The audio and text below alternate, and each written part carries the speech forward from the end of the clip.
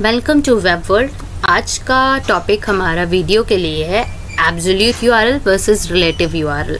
URL क्या होता है ये मैंने लिंक की वीडियो में आपको बता दिया था, HTML लिंक्स वीडियो में उसका थ्योरी मैंने बता दिया था पूरा और प्रैक्टिकल हो गया था। तो अब मैं आपको यूआरएल के बारे में बताने वाली हूँ कि यूआरएल दो टाइप के होते हैं। अभी तक हम में से बहुत लोगों को ये नहीं पता था कि यूआरएल भी दो तरीके के होते हैं। वो यूआरएल एक तरीके का ही समझते थे कि एक लिंक है जो एक पेज से दूसरे पेज में लेके जाती है, बट यूआरएल टू टाइप्स के होते हैं। मैं आपको आज उस डाउट को क्लियर कर दूंगी कि एब्सोल्यूट यूआरएल, रिलेटिव यूआरएल, दो यूआरएल होते हैं और वो क्या होते हैं।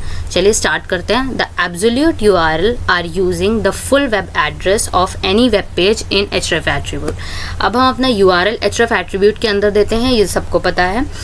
तो एब्सोल्यूट यूआरएल वो होता है जहाँ पे हम अपना फुल वेब एड्रेस देते हैं। फुल वेब एड्रेस मतलब https:// हमें जो भी वेबसाइट देनी होती है उसका नाम फिर स्लैश। तो इस तरीके से अगर फुल वेब एड्रेस दिया जाता है तो वो हमारी एब्सोल्यूट यूआरएल होती है, या फिर हम उसे कहते हैं एब्सोल्यूट लिंक होती है। ठीक है, तो ये जो पूरी लिंक होती है ये हमारे एड्रेस बार में दी होती है। एड्रेस बार में हमेशा एब्सोल्यूट यूआरएल ही दिया होता है। ओके, तो उसको अगर हम कॉपी करके अगर कहीं पे खोलते हैं तो वो हमारी एब्सोल्यूट यूआरएल कहलाती है।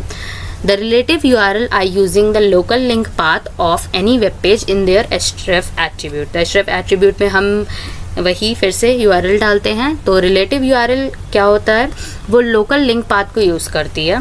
लोकल लिंक पाथ मतलब अगर हम कोई वेबसाइट खोल रहे हैं तो उस वेबसाइट का रिलेटेड एक फ़ोल्डर होता है। ठीक है, तो उस फोल्डर में उसी फोल्डर में हमारा दूसरा वेब पेज बना है, उसी फोल्डर में हमारा वो वेब पेज भी बना है जिसे हम अभी एक्सेस कर रहे हैं। तो अगर हमें दूसरे वेब पेज को एक्सेस करना है तो उसमें उसका दूसरे वेब पेज का लिंक देंगे। तो दूसरे वेब पेज का लिंक हम लोकली दे देते हैं। लोकली जैसे अगर कोई वेब पेज का नाम हम लिए हैं तो उस नाम को ही अगर हम यहाँ पे एंटर कर देंगे तो वो हमारा लोकल लिंक पाथ हो गया। तो उससे हम दूसरे पेज पे भी जा सकते हैं। ऐसे भी हम दूसरे पेज पे जा सकते हैं। और एब्सोल्यूट यूआरएल जैसे मैंने आपको बताया फुल वेब एड्रेस देके भी हम वहाँ पे दूसरे पेज पे जा सकते हैं। तो रिलेटिव यूआरएल हम इसीलिए यूज़ करते हैं जहाँ पे हमें लोकल लिंक पाथ देना होता है। चलिए अब मैं आपको एग्जाम्पल से ये बात एकदम क्लियर कर देती हूँ। Link to a page located in the HTML folder on the current website. अगर हमने कोई एक वेबसाइट बनाई है तो अगर हमने उस वेबसाइट को एक्सेस किया है, उसका होम पेज खोला हुआ है और एक HTML फोल्डर जिस फोल्डर में हमारी उस वेबसाइट का पाथ है उसी फोल्डर में हमने दूसरा पेज भी बनाया हुआ है। ओके, और उसका लिंक हमने होम पेज पे दे दिया है। अगर होम पेज पे उस लिंक पे हम क्लिक करेंगे तो वो हमें उसी पेज पे ले जाएगा, जैसा कि अभी मैंने आपको बताया था ले जाएगा। तो वो हमारा क्या है, हमारा लोकल लिंक पाथ है। तो मतलब वो हमारा कौन सा यूआरएल हो गया, रिलेटिव यूआरएल। तो उसी तरीके से अगर वो पाथ में देना है तो उसमें हम यूआरएल में लिखते हैं ahref और उसमें से उसके पेज का नाम देंगे। अगर उस पेज का नाम है funny_images.html तो हम वहाँ पे funny_html.html ही देंगे। अब इसी को हम दूसरी तरीके से दे सकते हैं। दूसरी तरीके से जिस तरीके से मैंने आपको एब्सोल्यूट यूआरएल का बता चुका था पहले ही, उसका तो सिर्फ एक ही तरीके से हम उसे लिख सकते हैं। वो पूरा वेब एड्रेस हम उसका देते हैं तभी वो एब्सोल्यूट यूआरएल कहलाता है। तो रिलेटिव यूआरएल को एक और तरीके से दे सकते हैं जो कि है link to a page located in the same folder as the current page. तो जैसे करंट पेज जिस फोल्डर में है, HTML फोल्डर के जिस फोल्डर में है उसी में हमारा दूसरा पेज भी है।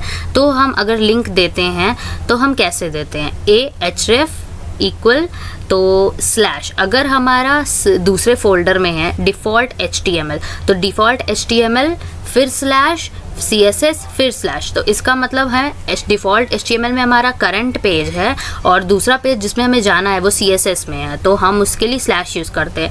एक पेज बाहर आने के लिए हम स्लैश यूज़ करते हैं। इसी को दिखाने के लिए हम स्लैश वाला यूआरएल लिखते हैं। तो इसको भी हम रिलेटिव यूआरएल ही कहते हैं, क्योंकि दो तरीके का यूआरएल है। अगर किसी को कन्फ्यूजन होती है कि एब्सोल्यूट यूआरएल वो होता है, रिलेटिव यूआरएल क्या होता है, तो उसको समझने में हमें दिक्कत होती है।